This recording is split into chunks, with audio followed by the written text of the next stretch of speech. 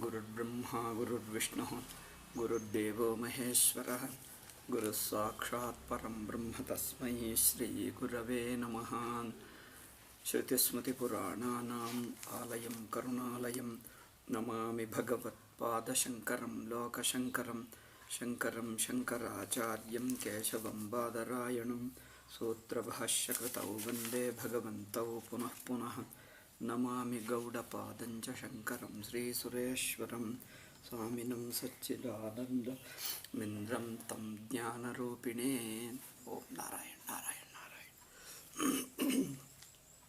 ಮುಂದಿನ ವಾಕ್ಯದಲ್ಲಿ ಅಂದರೆ ತಥಾಪಿತು ಅಂದರೆ ವಾಚಾರಂಭಣ, ಜಗತ್ತೆಲ್ಲವೂ ತೋರಿಕೆ ಮಾತ್ರ ಆಗುವುದರಿಂದ, ತೋರಿಕೆ ಅಂದರೆ ಅಧ್ಯಾರೋಪ, ಮತ್ತೆ ತೋರಿಕೆ ಆಗುವುದರಿಂದ ತಾತ್ಪರ್ಯವೇನು? ಜಗತ್ತನ್ನು ತೋರಿಕೆ ಎಂದು ಅಧ್ಯಾರೋಪ ಮಾಡಿ ಹೇಳಿದ್ದರೆ ತಾತ್ಪರ್ಯವೇನಾಗ್ತದೆ ಅಂದರೆ ಅಪವಾದದಲ್ಲಿ ಏನಾಗುತ್ತದೆ ಅಂದರೆ ಅದು ಇಲ್ಲ, ತನ್ನ ಸ್ವರೂಪಕ್ಕೆ ಬಿಡಿಯಾಗಿಲ್ಲ. ಇದು ಅಧ್ಯಾರೋಪವನ್ನೇ ಒಂದು ಉಪವೇಶದಾಗಿ ತಿಳ್ಕೊಳ್ಳುವುದರಿಂದ ಜನರಿಗೆ ತಪ್ಪಾಗ್ತಾ ಇದೆ.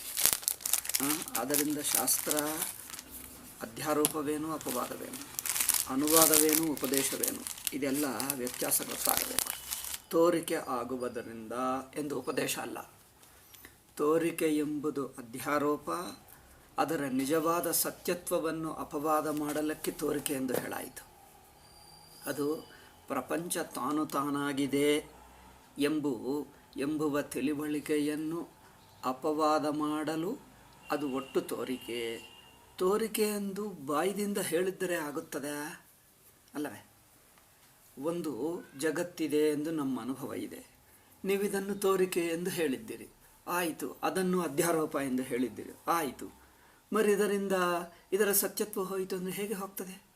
ತೋರಿಕೆ ಎಂದು ಹೇಳಿಬಿಟ್ರೆ ಪ್ರಪಂಚ ಹೋಯ್ತಾ? ಇಲ್ಲಿ ನೋಡಿ, ತೋರಿಕೆ ಎಂದು ಹೇಳುವುದು ಇದಕ್ಕೆ ಉತ್ತರವೇನೆಂದರೆ, ತೋರಿಕೆ ಎಂದು ಹೇಳುವುದು ಸುಮ್ಮನೆ ಹೇಳುವುದಲ್ಲ. ನೀವು ಜಗತ್ತಿದೆ ಎಂದು ತಿಳ್ಕೊಂಡುವಾಗ ಯಾವ ಹಂತದಲ್ಲಿದ್ದು ಯಾರಾಗಿದ್ದು ನೋಡ್ತಾ ಇದ್ದೀರಿ? ನೀವು ಪ್ರಮಾತೃವಾಗಿದ್ದು ಪ್ರಪಂಚವನ್ನು ನೋಡುವಾಗ, ಪ್ರಮಾತೃವೇ ಪ್ರಪಂಚದಲ್ಲಿ ಅಂತರ್ಭಾಗ, ಇನ್ನೇನು. ನೀನು ಪ್ರಪಂಚದಲ್ಲಿ ಒಬ್ಬನಾಗಿ ಪ್ರಪಂಚವನ್ನು ನೋಡುತ್ತಾ ಇರುವಾಗ ಪ್ರಮಾತೃ ಪ್ರಮೇಯವೆಂಬುದು ಒಂದು ಪ್ರಪಂಚವಾಗಿ ತೋರ್ತಾ ಇತ್ತು. ಇದು ನಾವಿರುವ ಸ್ಥಿತಿ. ಈ ಸ್ಥಿತಿಯಿಂದ ಮೇಲೆ ಮಟ್ಟಕ್ಕೆ ಕರ್ಕೊಂಡು ಹೋಗುವುದಕ್ಕೆ ಇದನ್ನು ತೋರಿಕೆ ಎಂದು ಅಧ್ಯಾರೋಪ ಮಾಡಿತು. ತೋರಿಕೆ ಎಂದು ಅಧ್ಯಾರೋಪ ಅಂದರೆ ಬಾಯಿ ಮಾತಾ ಅಧ್ಯಾರೋಪ ಅಲ್ಲ. ತೋರಿಕೆ ಎಂಬುದು ಇನ್ನೊಂದು ಸೂಕ್ಷ್ಮವಾದ ವ್ಯಾಪಕವಾದ ಅನುಭವ ದೃಷ್ಟಿಯನ್ನು ತೋರಿಸುವುದೆಂದು ಅರ್ಥ. ಅಧ್ಯಾರೋಪ ಅಂದರೆ ಏನು? ನಾವು ಈಗ ಇರುವ ಒಂದು ದೃಷ್ಟಿಯಿಂದ ಇನ್ನೊಂದು ವ್ಯಾಪಕವಾದ ದೃಷ್ಟಿಗೆ ಹೋಗುವುದು ಅಧ್ಯಾರೋಪ. ನಾವು ಪ್ರಮಾತೃವಾಗಿ ಪ್ರಮೇಯ ಪ್ರಪಂಚವನ್ನು ನೋಡುತ್ತಾ ಇರುವ ನನಗೆ ಅವಸ್ಥಾ ದೃಷ್ಟಿ, ವೈಶ್ವಾನರ ದೃಷ್ಟಿಯನ್ನು ಹೇಳ್ಕೊಡ್ತಾ ಇದೆ. ಇದನ್ನು ಎರಡು ಬಗೆ ನೋಡಬಹುದು. ನೀವು ವೈಶ್ವಾನರವನ್ನು ನೋಡುವುದು ಹೇಗೆ ಅಂದರೆ ಒಟ್ಟವಸ್ಥವನ್ನು ನೋಡುವುದು ಒಂದು ಪದ್ಧತಿ. ಪ್ರಮಾತೃವಾಗಿ ನೋಡುವುದನ್ನು, ಪ್ರಮಾತೃವಾಗಿ ಪ್ರಪಂಚವನ್ನು ನೋಡುತ್ತಿರುವವನಿಗೆ ನಾನು ಪ್ರಪಂಚ ಒಳಗೆ ಇದ್ದು ದೇಶಕಾಲದಲ್ಲಿದ್ದು ಪ್ರಪಂಚವನ್ನು ನಿಜವಾಗಿ ನಾನೊಬ್ಬ ವ್ಯಕ್ತಿ ಎಂಬುದು ನಿಜವಾಗಿ ತಿಳ್ಕೊಳ್ತಾನೆ. ಈ ದೃಷ್ಟಿಯನ್ನು ಅಪವಾದ ಮಾಡಲು ಇದೆಲ್ಲ ತೋರಿಕೆ ಎಂದು ಹೇಳಿತು. ಈ ತೋರಿಕೆ ಎಂದು ಹೇಳಿದ್ದು ಒಂದು ಅಧ್ಯಾರೋಪ ಆಯಿತು. ಈ ಅಧ್ಯಾರೋಪ ಹಿಂದಿನ ತಪ್ಪು ತಿಳುವಳಿಕೆಯನ್ನು, ಅಧ್ಯಾರೋಪವನ್ನು ಅಂದರೆ ಪ್ರಮಾತೃ ದೃಷ್ಟಿಯಲ್ಲಿದ್ದು ಪ್ರಪಂಚವನ್ನು ನೋಡುವ ಆ ಹಿಂದಿನ ಅಧ್ಯಾರೋಪವನ್ನು ತೆಗೆಯುತ್ತದೆ. ಜಗತ್ತೆಲ್ಲ ತೋರಿಕೆ ಅಂದರೆ ಅರ್ಥವೇನು? ಜಗತ್ತೆಲ್ಲ ಅವಸ್ಥೆ ಎಂಬುದು ತಿಳ್ಕೊಂಡರೆ ಆ ಹಿಂದಿನ ದೃಷ್ಟಿ ಹೋಗುತ್ತದೆ. ಜಗತ್ತಿನ ನಿಜವಾಗಿ ಒಂದು ಜಗತ್ತು ತಾನು ತಾನಾಗಿದೆ ಎಂಬುದು ಹೋಗುತ್ತದೆ, ಅಪವಾದವಾಗುತ್ತದೆ. ಅವಸ್ಥೆಯನ್ನು ನೋಡುವುದು ಅಂದರೆ ಅರ್ಥವೇನು? ವೈಶ್ವಾನರವಾಗಿ ನೋಡುವುದು. ಮಾಂಡುಕ್ಯ ಭಾಷೆಯಲ್ಲಿ ವೈಶ್ವಾನರೆಯನ್ನು ಅಥವಾ ಒಟ್ಟವಸ್ಥೆಯನ್ನು ನೋಡುವುದು ಅಂದರೆ ಏನು, ಹೇಗೆ ನೋಡುವುದು? ಇದು ಪ್ರಶ್ನೆ. ಇದಕ್ಕೆ ಎರಡು ಬಗೆ. ಒಂದು, ಒಟ್ಟು ಎಚ್ಚರ ಅವಸ್ಥೆಯನ್ನು ಪದಾರ್ಥವಾಗಿ ನೋಡದೆ ಅವಸ್ಥೆಯನ್ನು ನೋಡಬೇಕು. ಈ ಅವಸ್ಥೆಯನ್ನು ನೋಡುವುದಕ್ಕೆ 2 ಯುಕ್ತಿಗಳನ್ನು ಹೇಳ್ತೀನಿ. ಯುಕ್ತಿ ಅಂದರೆ ಅನುಭವದಲ್ಲಿ ತೋರಿಸುವುದೇ ಮತ್ತೆ ಯುಕ್ತಿ. ಅಂದರೆ ಪ್ರಪಂಚದ ಒಳಗಿನ ಒಂದೊಂದು ಪದಾರ್ಥಗಳನ್ನು ನೋಡುವಕ್ಕಿಂತ ಒಟ್ಟವಸ್ಥೆಯನ್ನು ನೋಡ್ತಾ ಇದ್ದೀವಿ. ಒಂದೊಂದು ಪದಾರ್ಥಗಳು ಇದೆಲ್ಲ ಹಿಂದೆ ಹೇಳಿದ್ದೆ, ಅದು ಅಧ್ಯಾರೋಪ ಹೆಜ್ಜೆ ಎಂದು ಈಗ ಹೇಳ್ತಾ ಇದ್ದೀನಿ ಅಷ್ಟೇ. ಇದೆಲ್ಲ ಹಿಂದೆ ವಿಚಾರ ಮಾಡಿದ್ದೇವೆ. ಆ ವಿಚಾರ ಮಾಡಿದ್ದನ್ನು ಈಗ ಅದೊಂದು ಅಧ್ಯಾರೋಪ ಎಂಬ ಹೆಜ್ಜೆ ಎಂದು ಈಗ ಹೇಳ್ತಾ ಇದ್ದೆ. ಈ ಅಧ್ಯಾರೋಪ ಹೇಗೆ ಅಪವಾದ ಮಾಡ್ತಾ ಇದೆ ಅಂದರೆ, ಒಟ್ಟು ಅವಸ್ಥೆಯನ್ನು ನೋಡುವುದಂದರೆ ನೀವು ಪ್ರಪಂಚದ ಒಳಗಿನ ಒಂದೊಂದು ಪದಾರ್ಥ ನೋಡುವುದಾದರೆ ಪ್ರಪಂಚದ ಒಳಗೆ ಅವಸ್ಥೆ ಒಳಗಿನ ವ್ಯಕ್ತಿಯಾಗಿ ಬಿಡ್ತೀರಿ. ನೀವು ಒಟ್ಟು ಅವಸ್ಥೆ ನೋಡಬೇಕಂದರೆ ಪ್ರಪಂಚದ ಒಳಗಿನ ಒಂದೊಂದು ಪದಾರ್ಥವಲ್ಲ, ಆಲ್ ಪದಾರ್ಥಗಳು ಸೇರಿಸಿ ಒಟ್ಟು ಅಂದರೆ ಅರ್ಥವೇನು? ಇದು ಇದು ಇದು ಇದಂ ಎಂದು. ಆ ಇದಮ್ನಲ್ಲಿ ಎಲ್ಲ ಸೇರಿಕೊಂಡಿದೆ. ಇಲ್ಲಿ 2 ಅಂಶಗಳು ಬೇಕಾಗ್ತವೆ. ಅದು ಒಂದು ದಿವಸ ನಾವು ವಿವರವಾಗಿ ಹೇಳಿದ್ದೇವೆ. ಪ್ರಪಂಚವನ್ನೆಲ್ಲ, ಪಂಚಭೂತಗಳನ್ನೆಲ್ಲ ಇದಂ ಎಂಬ ಒಂದು ಮಾತುಗೆ ಸೇರಿಸುವುದು, ಒಂದು ಮಾತಿನ ವಿಷಯಕ್ಕಾಗಿ. ಈಗ ಪ್ರಮಾತೃವಿನಲ್ಲಿ ತನ್ನ ದೇಹಾಭಿಮಾನ, ಇಂದ್ರಿಯಾಭಿಮಾನಗಳು, ಪಂಚೇಂದ್ರಿಯಗಳ ಅಭಿಮಾನ ಬಿಡಿಸಿ, ಮನಸ್ಸಿನ ಅಭಿಮಾನ ಬಿಡಿಸಿ, ದೇಹ ಇಂದ್ರಿಯ ಮನಸ್ಸುಗಳನ್ನು ಸಹ ಸೇರಿಸಿ ಒಬ್ಬನೇ ಒಂದೇ ಆಗಿ ನೋಡುವವನು ದ್ರಷ್ಟ ಎಂದು ಹಂತದಲ್ಲಿ ನೋಡಿದ್ದರೆ ಒಟ್ಟು ಅವಸ್ಥಾ ಎಂದು ಇದೊಂದು ಪದ್ಧತಿ. ಅಥವಾ ಇನ್ನೊಂದು ಪದ್ಧತಿ ಏನೆಂದರೆ, ನಾವು ಅದು ಸ್ವಾಮೀಜಿ ಹೇಳ್ತಾರೆ, ಇದು ಪರಮಾರ್ಥ ಚಿಂತಾಮಣಿಯಲ್ಲಿ ಬೇರೆ ಕಡೆನೂ ಹೇಳ್ತಾರೆ. ಇದು ಸ್ವಾಮೀಜಿ ಹೇಳಿರುವ ಪದ್ಧತಿ ಏನೆಂದರೆ, ಸಚ್ಚಿದಾನಂದ ಸ್ವಾಮಿಗಳು ಹೇಳಿದ್ದು, ನಾವು ಸಾಮಾನ್ಯವಾಗಿ ಎಚ್ಚರ ಅವಸ್ಥೆಯನ್ನೇ ನೋಡ್ತಾ ಇರ್ತೀವಿ. ಎಚ್ಚರ ಅವಸ್ಥೆಯನ್ನೇ ನೋಡುವುದು ಅಂದರೆ ಎಚ್ಚರ ಪ್ರಮಾತ್ರವಾಗಿರುವುದು. ನಮ್ಮಲ್ಲಿ ಇನ್ನೊಂದು ಅನುಭವ ದೃಷ್ಟಿ ಏನೆಂದರೆ, ಎಚ್ಚರ, ಕನಸು, ಸುಷುಪ್ತಿ ಈ 3 ಯಾವ ಅರಿವಿನ ಹಂತಗೆ, ಯಾವ ಅನುಭವ ಹಂತದಿಂದ ನೋಡ್ತಾ ಇದ್ದೀವೋ ಆ ಹಂತ ಅಲ್ಲವೇ. ನಾವು ಸಾಮಾನ್ಯವಾಗಿ ಎಚ್ಚರವನ್ನು ನೋಡುವಾಗ ಎಚ್ಚರ ಪ್ರಮಾತ್ರವಾಗಿರ್ತೀವಿ. ಏಕಾವಸ್ಥಾ ದೃಷ್ಟಿ ಅಲ್ಲ, 3 ಅವಸ್ಥೆಗಳ ದೃಷ್ಟಿ. ಇದನ್ನೇ ವೈಶ್ವಾನರ ದೃಷ್ಟಿ ಅಂತ ಹೇಳಿದೆ. ನಾನು ಅವಸ್ಥೆಯನ್ನು ಒಟ್ಟಾಗಿ ನೋಡುವುದನ್ನು ನಾನು ಒಂದು ಪದ್ಧತಿ ಹೇಳಿದ್ದೀನಿ. ಏನೆಂದು? ಪ್ರಮಾತೃವನ್ನು ಸೇರಿಸಿ ಅದರಲ್ಲಿ ಒಂದೊಂದು ಪದಾರ್ಥವನ್ನು ನೋಡದೆ ಒಟ್ಟು ಇದಂ ಎಂದು ರೂಪವಾಗಿ ನೋಡುವುದು ಎಂದು ಇದೊಂದು ಪದ್ಧತಿ. ಅಥವಾ ಒಟ್ಟು ಎಚ್ಚರ ಅವಸ್ಥೆ ಅಲ್ಲದೆ ಕನಸನ್ನು, ಸುಷುಪ್ತಿಯನ್ನು 3 ಸೇರಿಸಿ ಯಾವ ಅನುಭವ ಹಂತದಿಂದ ನೋಡ್ತಾ ಇದ್ದೀರೋ ಅದೇನಾಗುತ್ತದೆ? ಅದು ಅನುಭವ ಹಂತ. ಆ ಹಂತದಲ್ಲಿ 3 ಅವಸ್ಥೆಗಳು ತೋರ್ತವೆ. 3 ಅವಸ್ಥೆಗಳನ್ನು ನೋಡುವ ಒಂದೇ ಅರಿವು. ಈ ಅರಿವು ಎಚ್ಚರ ಮಾತ್ರವನ್ನು ನೋಡುವ ಪ್ರಮಾತೃಗಿಂತ ವ್ಯಾಪಕ ಅಲ್ಲವೇ. ಎಚ್ಚರ ಮಾತ್ರವನ್ನು ನೋಡುವ ಪ್ರಮಾತೃ ಕನಸನ್ನು ನೋಡಲ್ಲ. ಎಚ್ಚರ ಮಾತ್ರವನ್ನು, ಇದು ಸ್ವಾಮೀಜಿ ಹೇಳಿರುವ ಪ್ರಕ್ರಿಯೆಗೆ ನಾನು ಸ್ವಲ್ಪ ವಿವರವಾಗಿ ಕೊಡ್ತಾ ಇದ್ದೇನೆ. ಅವರು ಹೇಳ್ತಾರೆ, 3 ಅವಸ್ಥಾ ದೃಷ್ಟಿ, ಅವಸ್ಥಾತ್ರಯ ದೃಷ್ಟಿ ಇದು ವ್ಯಾಪಕ ದೃಷ್ಟಿ, ಒಂದು ಅವಸ್ಥಾ ದೃಷ್ಟಿ ಇದು ಪರಿಚ್ಛಿನ್ನ ದೃಷ್ಟಿ. ಇದು ಸ್ವಾಮೀಜಿ ಹೇಳಿದ ಪ್ರಕ್ರಿಯೆ. ಅದನ್ನು ವಿವರಿಸಿ ಹೇಳ್ತಾ ಇದ್ದೀನಿ. ಒಂದು ಅವಸ್ಥೆಯನ್ನು ನೋಡುವುದಂದರೆ ಎಚ್ಚರ ಪದಾರ್ಥಗಳನ್ನೇ ನೋಡುವುದು, ಎಚ್ಚರ ಪ್ರಮಾತೃವಾಗಿ ಬಿಡ್ತಾನೆ. ಈ ಎಚ್ಚರ ಪ್ರಮಾತೃಗಿಂತ 3 ಅವಸ್ಥೆಗಳನ್ನು ನೋಡುವ ದೃಷ್ಟಿ ಅಂದರೆ ಅನುಭವ, ಅದು ವ್ಯಾಪಕವಾಗಿದೆ. ಹೇಗೆ? ಎಚ್ಚರ ಪ್ರಮಾತೃವಿಗೆ ಎಚ್ಚರ ಪ್ರಪಂಚ ಕಂಡು ಬರ್ತದೆ ಹೊರತು ಕನಸಿನ ಪ್ರಪಂಚ ಕಂಡು ಬರಲ್ಲ. ಸುಷುಪ್ತಿ ಅನುಭವ ಅವರಿಗಿಲ್ಲ ಅಲ್ಲವೇ. ಸುಷುಪ್ತಿ ಅನುಭವ ಅವರಿಗಿಲ್ಲ. ಏಕೆಂದರೆ ಎಚ್ಚರ ಪ್ರಮಾತೃವಿರುವವರೆಗೂ ಸುಷುಪ್ತಿ ಅನುಭವ ಇರುವುದಿಲ್ಲ. ಎಚ್ಚರ ಪ್ರಮಾತೃವನ್ನು ಬಿಟ್ಟು ಬಿಡುವುದೇ, ನುಂಗಿ ಬಿಡುವುದೇ ಸುಷುಪ್ತಿ ಅನುಭವ. ಅಂದರೆ ಎಚ್ಚರ ಅವಸ್ಥೆಯನ್ನು, ಕನಸನ್ನು ನೋಡಿ ಸುಷುಪ್ತಿಯಲ್ಲಿ ಇರುತ್ತಾನೆ. ಎಚ್ಚರ ಕನಸುಗಳನ್ನು ನೋಡ್ತಾನೆ, ಸುಷುಪ್ತಿಯಲ್ಲಿ ಇರುತ್ತಾನೆ. ಏಕೆಂದರೆ ಸುಷುಪ್ತಿಯಲ್ಲಿ ನೋಡುವುದಿಲ್ಲ, ತಾನೇ ಇರುತ್ತಾನೆ. ಈ ದೃಷ್ಟಿಯನ್ನು 3 ಅವಸ್ಥೆಗಳನ್ನು ನೋಡುವ ದೃಷ್ಟಿ ಅಂದರೆ ಅವಸ್ಥಾತ್ರಯ ನೋಡುವುದು. ಅಂದರೆ ನೋಡಿ, 2 ಅವಸ್ಥೆಗಳನ್ನು ತಿಳ್ಕೊಳ್ತಾನೆ, ಸುಷುಪ್ತಿಯನ್ನು ತಿಳುವಳಿಕೆ ಆಗಿ ಇರುತ್ತಾನೆ. ತಿಳ್ಕೊಳ್ತಾನೆ ಎಂದು ಹೇಳೋಕ್ಕಾಗಲ್ಲ, ಏಕೆಂದರೆ ಅದರಲ್ಲಿ ಏನೂ ಇಲ್ಲ ತಿಳಿಯುವುದಕ್ಕೆ, ತಾನು ಮಾತ್ರ ಉಳಿಯುತ್ತಾನೆ. 3 ಅವಸ್ಥೆಗಳನ್ನು ನೋಡುವ ದೃಷ್ಟಿ ಅಥವಾ 3 ಅವಸ್ಥೆಗಳನ್ನು ತಿಳಿಯುವ ದೃಷ್ಟಿ ಅಂದರೆ ಅರ್ಥವೇನು? 3 ತಿಳಿಯುತ್ತಾನೆ ಅಂದ್ಕೊಳ್ತಾರೆ. 2 ಅವಸ್ಥೆಗಳನ್ನು ತಿಳಿಯುತ್ತಾನೆ, ಸುಷುಪ್ತಿಯಲ್ಲಿ ಇರುತ್ತಾನೆ ಅಂದರೆ ತಾನು ಮಾತ್ರ ಉಳಿಯುತ್ತಾನೆ ಎಂದರ್ಥ. ಬೇರೆ ಎರಡನ್ನು ನೋಡದೆ ತಾನು ಮಾತ್ರ ಉಳಿಯುತ್ತಾನೆ. ಹೀಗೆ ನೋಡುವುದೇ ಅವಸ್ಥಾತ್ರಯ ದರ್ಶನ. ಇಲ್ಲಿ ನಾವು ಎಚ್ಚರವನ್ನೇ ನೋಡುತ್ತಾ ಇದ್ದರೆ, ಇದು ಸ್ವಾಮೀಜಿ ಪ್ರಕ್ರಿಯೆ ಹೇಳ್ತಾ ಇದ್ದೀನಿ, ಎರಡನೇ ಪದ್ಧತಿ. ಅಂದರೆ ಒಟ್ಟವಸ್ಥವನ್ನು ನೋಡುವುದಕ್ಕೆ ಎರಡನೆಯ ಪದ್ಧತಿ, ಅದು ಸ್ವಾಮೀಜಿ ಹೇಳಿದ್ದನ್ನು ಹೇಳ್ತಾ ಇದ್ದೆ. ಅಂದರೆ ಎಚ್ಚರ ಅವಸ್ಥವನ್ನೇ ನೋಡುತ್ತಾ ಇದ್ದರೆ ಏನಾಗುತ್ತದೆ, ನಮಗೆ ಎಚ್ಚರ ಪ್ರಮಾತೃವಾಗೇ ಇರ್ತೀವಿ. ನಾವು ಎಚ್ಚರವನ್ನು ದಾಟಿ ನೋಡಬೇಕಂದರೆ ಎಚ್ಚರ ಪ್ರಮಾತೃವೇ ದಾಟಕ್ಕಾಗ್ತದೆ? ಎಚ್ಚರ ಪ್ರಮಾತೃವನ್ನು ದಾಟಿ ಕನಸಿನ ಅವಸ್ಥೆ ನೋಡು. ಕನಸಿನ ಅವಸ್ಥೆ ನೋಡಬೇಕಂದರೆ ಎಚ್ಚರ ಪ್ರಮಾತೃವೇ ನೋಡೋಕ್ಕಾಗ್ತದೆ? ಅಂದರೆ ಎಚ್ಚರ ಪ್ರಮಾತೃ ಅಭಿಮಾನವನ್ನು ದಾಟಲೇಬೇಕು.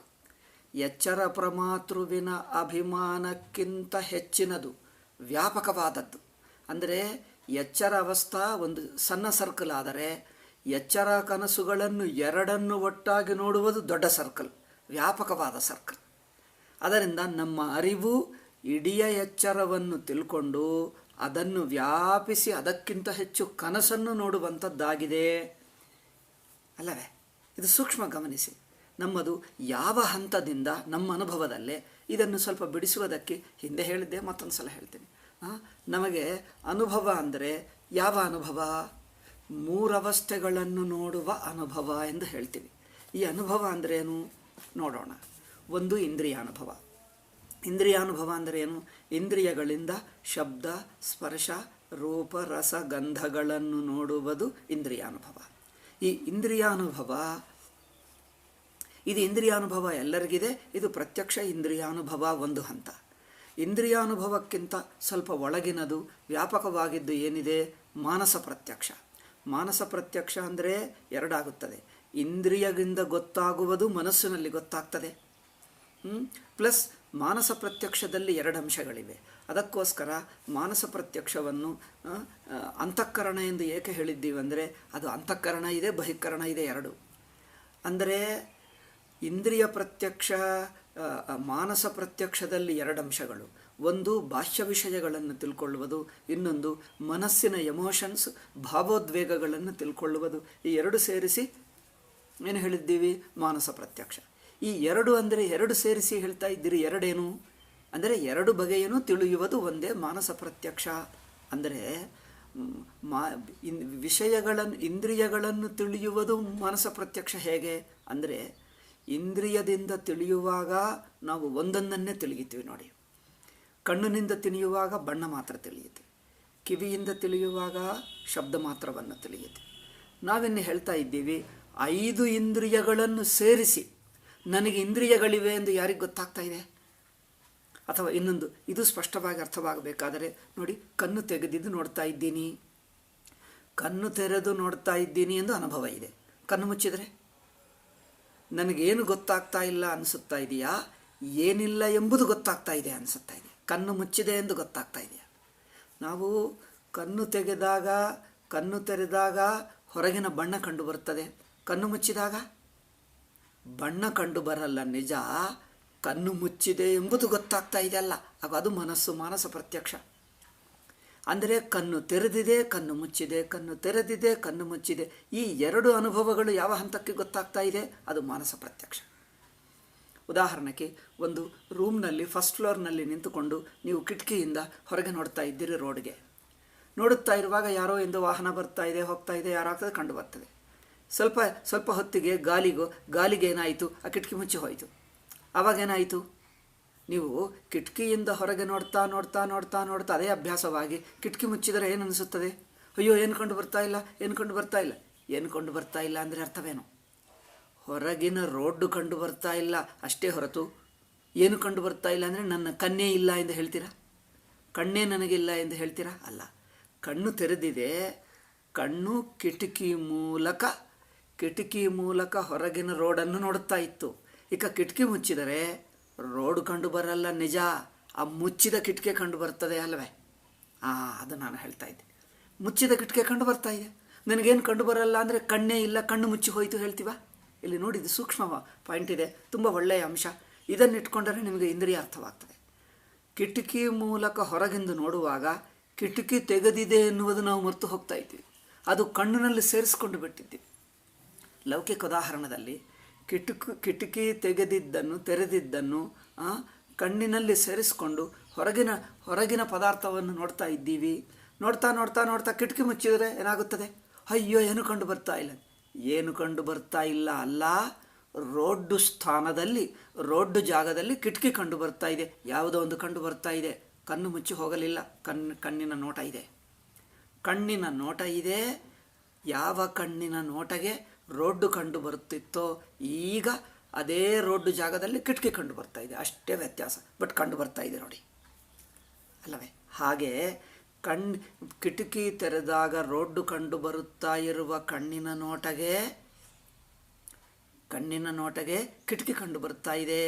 ಅಂದರೆ ನೋಟ ಇದೆ, ವಿಷಯ ಬದಲಾಯಿಸಿತು. ಹಾಗೆ ಇಂದ್ರಿಯಗಳಿಂದ ನೋಡುತ್ತಾ ಇರುವಾಗ ಹೊರಗಿನ ಪ್ರಪಂಚ ಕಂಡು ಬರ್ತದೆ.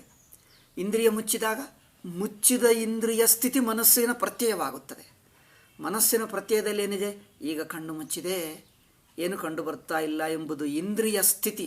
ಇಂದ್ರಿಯ ತೆರೆದಿರುವ ಸ್ಥಿತಿ, ಇಂದ್ರಿಯ ಮುಚ್ಚಿರುವ ಸ್ಥಿತಿ.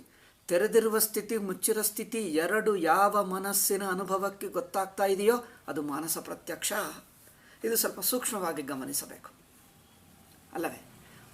ಕಣ್ಣು ತೆರೆದರೆ ಬಾಹ್ಯ ಪ್ರತ್ಯಕ್ಷ, ಬಾಹ್ಯ ಕಾರಣ ಎಂದು ಹೇಳ್ತೀವಿ. ಕಣ್ಣು ಮುಚ್ಚಿದರೆ ಯಾವುದೇ ಒಳಗೆ ಗೊತ್ತಾಗ್ತಾ ಇದೆಯೋ ಅದು ಅಂತಃಕರಣ. ಅಂತಃಕರಣದಲ್ಲಿ ಇಂದ್ರಿಯ ಪ್ರತ್ಯಯವೇ ಗೊತ್ತಾಗ್ತಾ ಇದೆ. ಈಗ ನೋಡಿ, ಕಣ್ಣು ತೆರೆದಾಗಲೂ ಆ ಪ್ರತ್ಯಯ ಮನಸ್ಸಿನಲ್ಲೇ ಗೊತ್ತಾಗ್ತಿತ್ತು.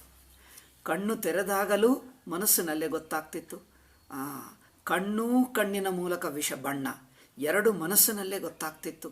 ಅದು ಮಾನಸ ಪ್ರತ್ಯಕ್ಷ. ಕಣ್ಣು ಮುಚ್ಚಿದಾಗ ಅದು ಮಾನಸ ಪ್ರತ್ಯಕ್ಷ. ಕಣ್ಣು ತೆರೆದಿರಾಗ ಕಣ್ಣು ತೆರೆದಿರುವ ಕಣ್ಣು ಬಣ್ಣ ಕಂಡು ಬರ್ತಾ ಇದೆ. ಇದು ಎರಡು ಸೇರಿಸಿ ಇದು ಮಾನಸ ಪ್ರತ್ಯಕ್ಷ. ಹಾಗೆ ಮಾನಸ ಪ್ರತ್ಯಕ್ಷದಲ್ಲಿ ಇನ್ನೊಂದು ಅಂಶ ಏನಿದೆ ಅಂದರೆ, ಇಂದ್ರಿಯ ಪ್ರತ್ಯಕ್ಷದಲ್ಲಿ ಒಂದೊಂದು ಇಂದ್ರಿಯಕ್ಕೆ ಒಂದೊಂದು ವಿಷಯನೇ ಕಂಡು ಬರ್ತದೆ. ಮಾನಸ ಪ್ರತ್ಯಕ್ಷದಲ್ಲಿ ಏನಾಗ್ತದೆ? ಪಂಚೇಂದ್ರಿಯಗಳು ಗೊತ್ತಾಗ್ತವೆ. ಅಂದರೇನು? ಪಂಚೇಂದ್ರಿಯಗಳು ಸೇರಿಸಿ ಬಾಹ್ಯ ಹೊರನೋಟ ಎಂದು ಒಂದು ಥಾಟ್ನಲ್ಲಿ 5 ಬ್ರ್ಯಾಂಚ್ಗಳಾಗುತ್ತವೆ. ಅಂದರೆ 5 ಶಾಖೆಗಳ 5 ಶಾಖೆಗಳನ್ನು ಸೇರಿಸಿರುವ ಒಂದು ಟ್ರಂಕ್. ಒಂದೇ ಟ್ರಂಕ್ 5 ಬ್ರಾಂಚಸ್ ಆಗ್ತದೆ. ಅಂದರೆ 5 ಶಾಖೆಗಳು ಆಗಿರುವುದು ಒಂದೇ. ಅಂದರೆ ಬಾಹ್ಯ ದರ್ಶನ ಎಂಬುದು ಬಾಹ್ಯ ದರ್ಶನ ಅಥವಾ ಇಂದ್ರಿಯ ಪ್ರತ್ಯಕ್ಷ. ಇಂಗ್ಲೀಷ್ನಲ್ಲಿ ಹೇಳಬೇಕಾದರೆ ಪರ್ಸೆಪ್ಷನ್ ಎಂದು ಹೇಳ್ತೀವಿ. ಪರ್ಸೆಪ್ಷನ್, ಇಂದ್ರಿಯ ಪ್ರತ್ಯಕ್ಷ ಎಂಬುದು ಒಂದು ಥಾಟ್. ಅದರಲ್ಲಿ ಇನ್ನು ಹಿಂದೆ ಡಿವಿಷನ್ ಮಾಡಿದ್ದರೆ, ಇನ್ನೇ ವಿಂಗಡ ಮಾಡಿದ್ದರೆ, ಒಂದು ರೂಪ, ಒಂದು ಶಬ್ದ, ಸ್ಪರ್ಶ, 5 ವಿಂಗಡಗಳು, 5 ಶಾಖೆಗಳಾಗ್ತವೆ. 5 ಶಾಖೆಗಳನ್ನು ಸೇರಿಸಿದಾಗ ಇಂದ್ರಿಯ ಪ್ರತ್ಯಕ್ಷ. ಆ ಇಂದ್ರಿಯ ಪ್ರತ್ಯಕ್ಷ ಮನಸ್ಸಿನಲ್ಲಿ ಪ್ರತ್ಯಯವಾಗಿ ತೋರ್ತದೆ. ಮಾನಸಿಕ ಪ್ರತ್ಯಕ್ಷ. ಮಾನಸಿಕ ಪ್ರತ್ಯಕ್ಷದಲ್ಲಿ ಪಂಚೇಂದ್ರಿಯಗಳ ಮೂಲಕ, ಅದರಿಂದ ಪಂಚೇಂದ್ರಿಯಗಳನ್ನು ಸೇರಿಸಿದರೆ 1 ಥಾಟ್ ಎಂದು ಇಟ್ಕೊಳ್ಳಬಹುದು. ಆ 1 ಥಾಟ್ನಲ್ಲಿ ಇನ್ನೂ ಹೆಚ್ಚಿನ ಡಿವಿಷನ್ಸು ಒಂದೊಂದು ಇಂದ್ರಿಯ ಆಗುತ್ತದೆ. ಬಟ್ ಒಂದೊಂದು ಇಂದ್ರಿಯಗಳನ್ನು ಸೇರಿಸಿಬಿಟ್ಟರೆ ಒಂದೇ ಇಂದ್ರಿಯ ಆಗುತ್ತದೆ. ಇಂದ್ರಿಯ ಪ್ರತ್ಯಕ್ಷ ಇಟ್ಕೊಳ್ಳಬಹುದು. ಇದಕ್ಕೆ ಮಾನಸ ಪ್ರತ್ಯಕ್ಷ ನೋಡೋಣ. ಮಾನಸ ಪ್ರತ್ಯಕ್ಷ ಏನು? ಎಮೋಷನ್ಸ್. ಅಂದರೆ ಬಾಹ್ಯ ಪ್ರತ್ಯಕ್ಷ ಆಗುತ್ತಾ ಇದೆ. ಎಮೋಷನ್ಸನ್ನು ಅಂತಃಪ್ರತ್ಯಕ್ಷ ಏಕೆ ಹೇಳ್ತೀವಿ ಅಂದರೆ, ಇಂದ್ರಿಯಗಳನ್ನು ಬಳಸದೆ ತನ್ನ ಒಳಗೆ ಆಗುತ್ತದೆ. ಇಂದ್ರಿಯಗಳನ್ನು ಬಳಸುತ್ತಾ ಆದರೆ ಹೊರಗಿನದು. ಅಂದರೆ ಇದು ಹೊರಗಿನದು ಒಳಗಿನದು. ನಾವು ಇಂದ್ರಿಯಗಳನ್ನು ಸೇರಿಸುವುದರಿಂದ ಹೊರಗೆ ಹೇಳ್ತೀವಿ, ಒಳಗೇನೆ ನೋಡುವುದರಿಂದ ಒಳಗೆ ಹೇಳ್ತೀವಿ. ಆದರೆ ನಮ್ಮ ಅನುಭವಕ್ಕೆ ಮನಸ್ಸಿನ ಹಂತಕ್ಕೆ ಹೊರಗೇನು ಒಳಗೇನು 2 ಮನಸ್ಸಿನ ಪ್ರತ್ಯಯಗಳೇ ಅಲ್ಲವೇ? ನೀವು ಕಣ್ಣು ತೆಗೆದು ನೋಡಿದ್ದು, ಕಣ್ಣು ಮುಚ್ಚಿ ನೋಡಿದ್ದು 2 ಮನಸ್ಸಿಗೆ ವ್ಯತ್ಯಾಸವೇನು? ಅದು ಹೊರಗಿನ ದೃಷ್ಟಿಯ ಅನಿಸಬಹುದು, ಹೊರಗೆ ಎಂದೇ ಹೊರತು ಮನಸ್ಸಿಗೆ. ಅಂದರೆ ನಾವು ಕಣ್ಣು ತೆಗೆದಾಗ ಏನನ್ನಿಸುತ್ತಾ ಇದೆ ಅಂದರೆ, ನೀವು ದೇಹ ಹಂತಕ್ಕೆ ಬಂದು ಬಿಡ್ತೀರಿ. ಕಣ್ಣು ತೆಗೆದಾಗ, ಸ್ಪರ್ಶೇಂದ್ರಿಯ ಬಳಸುವಾಗ, ಕಿವಿ ಬಳಸುವಾಗ, ನೀವು ಇಂದ್ರಿಯಗಳನ್ನು ಬಳಸುವಾಗ ನೀವು ಇಂದ್ರಿಯ ಹಂತಕ್ಕೆ, ದೇಹ ಹಂತಕ್ಕೆ ಬಂದು ಬಿಡ್ತೀರಿ. ಅದಕ್ಕೋಸ್ಕರ ಹೊರಗೆ ಅನಿಸುತ್ತಾ ಇದೆ. ಈ ಹೊರಗೆ ಎಲ್ಲಿದೆ? ಕಣ್ಣು ಮುಚ್ಚಿಕೊಂಡರೆ ಹೊರಗೆ ಏಕಿಲ್ಲ ಅಂದರೆ, ದೇಹದ ಒಂದು ಭಾಗ ಮುಚ್ಚಿ ಹೋಯಿತು. ಕಣ್ಣು ಮುಚ್ಚಿದಾಗ, ಕಿವಿ ಮುಚ್ಚಿದಾಗ ಏನಾಗ್ತಾ ಇದೆ? ದೇಹದ ಅರಿವು ಕಡಿಮೆ ಆಗ್ತಾ ಇದೆ. ದೇಹದ ಅರಿವು ಮರೆತು ಹೋದಾಗ ನೀವು ಒಳಗೆ ಮನಸ್ಸಿನಲ್ಲಿ ಮಾತ್ರ ಇರ್ತಾ ಇದ್ದೀರಿ. ಆದ್ದರಿಂದ ಇಂದ್ರಿಯಗಳು ಅಧ್ಯಾಸ ಭಾಷ್ಯದಲ್ಲಿ ಹೇಳ್ತಾರೆ, ದೇಹವಿಲ್ಲದಿದ್ದರೆ ಇಂದ್ರಿಯಗಳು ಕೆಲಸ ಮಾಡಲ್ಲ, ಇಂದ್ರಿಯಗಳೇ ಇರುವುದಿಲ್ಲ, ಇಂದ್ರಿಯ ದೇಹ ಒಂದೇ ಎಂದು ಹೇಳ್ತಾರೆ ಭಾಷ್ಯಕಾರರು ಈ ಅಧ್ಯಾಸ ಭಾಷ್ಯದಲ್ಲಿ. ಅದಕ್ಕೆ ನಾವು ಚರ್ಚೆ ಹೆಚ್ಚು ಮಾಡೋಕ್ಕೋಗಲಿಲ್ಲ. ಯಾರು ಅಧ್ಯಾಸ ಭಾಷ್ಯ ಕೇಳಿದ್ದರೋ ಅವರಿಗೋಸ್ಕರ ನೆನಪಿಸ್ತಾ ಇದ್ದೀನಿ. ಮಿಕ್ಕ ಜನರು ಸುಮ್ಮನೆ ಕೇಳಿ ಮತ್ತೆ ಓದಿದ್ದಾಗ ಮತ್ತೆ ಅಧ್ಯಾಸ ಭಾಷ್ಯ ಕೇಳಿದ್ದಾಗ ಆವಾಗ ಮತ್ತೊಂದು ಸಲ ನೆನಪಿಸ್ಕೊಳ್ಳಬಹುದು. ಬಟ್ ಏನಂದರೆ ಇಂದ್ರಿಯಗಳನ್ನು ಬಳಸುವಾಗ ನೀವು ದೇಹ ಹಂತಕ್ಕೆ ಬಂದು ಬಿಡ್ತೀರಿ, ದೇಹಾಭಿಮಾನದಲ್ಲಿರ್ತೀರಿ. ಆವಾಗಲೇ ಹೊರಗಿನ ಪ್ರಪಂಚ ಅನಿಸುತ್ತದೆ. ನೀವು ಇಂದ್ರಿಯಗಳನ್ನು ಮುಚ್ಚಿಬಿಟ್ರೆ, ಕಣ್ಣು ಮುಚ್ಚಿ, ಕಿವಿ ಮುಚ್ಚಿ, ನಾಲಿಗೆ ರುಚಿ ಇಲ್ಲ, ವಾಸನ ಇಲ್ಲ, ಈ ಇಂದ್ರಿಯಗಳನ್ನು ಮುಚ್ಚಿಬಿಟ್ರೆ ಏನಾಗ್ತದೆ? ಸ್ಪರ್ಶವು ಯಾವ ಪದಾರ್ಥವನ್ನು ಮುಟ್ಟದೆ ನಿಂತುಕೊಂಡು, ಅಂದರೆ ನೀವು ಸ್ಪರ್ಶ ಅಭಿಮಾನ, ಸ್ಪರ್ಶದ ಅರಿವನ್ನು ನೀವು ನಿಲ್ಲಿಸಿಬಿಟ್ರೆ ನಿಮಗೆ ದೇಹಾಭಿಮಾನವೇ ನಿಂತು ಹೋಗ್ತದೆ. ನೀವು ಧ್ಯಾನ ಮಾಡುವಾಗ ಏನಾಗ್ತದೆ ನೋಡಿದ್ದೀರಾ? ನೀವು ಕುಳಿತಿರುವಾಗ ಮೊದಲು ಯಾವ ಆಸನದಲ್ಲಿ ಕುಳಿತು, ಇದು ನಿಮಗೆ ಅನುಭವಪೂರ್ವಕ ಅರ್ಥವಾಗಬೇಕು ಎಂದು ಇನ್ನೊಂದು ಉದಾಹರಣೆ ಹೇಳ್ತಾ ಇದ್ದೇನೆ. ಅನುಭವ ಉದಾಹರಣೆ ಅಂದರೆ ಇಂದ್ರಿಯ ಅಭಿಮಾನ ಬಿಟ್ಟಾಗ ಹೇಗಾಗ್ತದೆ ಅಂತ. ನೀವು ಆಸನದಲ್ಲಿ ಕುಳಿತಿರ್ತೀರಿ, ಮೊದಲು ಆಸನ ಸ್ಪರ್ಶ ಗೊತ್ತಾಗ್ತದೆ. ಕಣ್ಣು ಮುಚ್ಚಿಕೊಂಡಿದ್ದೀರಿ, ಕಣ್ಣಿನ ಇಂದ್ರಿಯ ಇಲ್ಲ. ಕಿವಿ ಶಬ್ದ ಸೈಲೆನ್ಸ್ ಮಾಡಿಬಿಟ್ಟಿದ್ದೀರಿ, ಅದರಿಂದ ಶಬ್ದ ಕೇಳಿಸ್ತಾ ಇಲ್ಲ. ರುಚಿ ಇಲ್ಲ, ವಾಸನ ಇಲ್ಲ. ಏಕೆಂದರೆ ರುಚಿ ವಾಸನಗಳನ್ನು ನಿಲ್ಲಿಸುವುದು ಸುಲಭ. ಸೌಂಡನ್ನು ಸ್ವಲ್ಪ ಕಷ್ಟಪಟ್ಟು ನಿಲ್ಲಿಸಬಹುದು, ಏಕೆಂದರೆ ಸ್ವಲ್ಪ ರೂಮ್ ಎಲ್ಲ ಮುಚ್ಚಿಕೊಂಡು ಏಕಾಂತದಲ್ಲಿ ಸೈಲೆಂಟ್ ಆಗಿದ್ದರೆ ಅದು ಸ್ವಲ್ಪ ಸೌಂಡ್ ಕಿವಿ ನಿಂತು ಹೋಗ್ತದೆ. ಬಟ್ ಸ್ಪರ್ಶ ಮಾತ್ರ ಯಾವುದೋ ಒಂದು ಸ್ಪರ್ಶ ಆಗ್ತಾನೇ ಇರುತ್ತದೆ, ಅದು ನಿಲ್ಲಿಸೋಕ್ಕಾಗಲ್ಲ. ಆದ್ದರಿಂದ ನೀವು ಆಸನದಲ್ಲಿ ಧ್ಯಾನದಲ್ಲಿ ಕುಳಿತಿರುವಾಗ ಮೊದಲು ನಿಮಗೆ ಕೆಳಗಿನ ಸ್ಪರ್ಶ ಗೊತ್ತಾಗ್ತದೆ ಅಲ್ಲವೇ? ಕೆಳಗಿನ ಆಸನ ಸ್ಪರ್ಶ ಅಥವಾ ಕಾಲು ಟಚ್ ಆಗುವ ಸ್ಪರ್ಶ ಇರುತ್ತದೆ. ಸ್ವಲ್ಪ ಹೊತ್ತಿಗೆ ನೀವು ಯಾವುದೋ ಮನಸ್ಸಿನಲ್ಲಿ ಒಂದು ವಿಷಯದಲ್ಲೇ ಯಾವುದೋ ಒಂದು ಧ್ಯಾನ ಮಾಡುತ್ತಾ, ಇಷ್ಟ ದೇವತಾ ರೂಪ ಆಗಲಿ, ನಾಮ ಆಗಲಿ, ಅಥವಾ ಯಾವುದೋ ಒಂದು ಐಡಿಯಾ ಆಗಲಿ, ಯಾವುದೇ ಒಂದು ಅದರಲ್ಲೇ ನೀವು ನಿಂತು ಬಿಟ್ಟರೆ ಏನಾಗುತ್ತದೆ?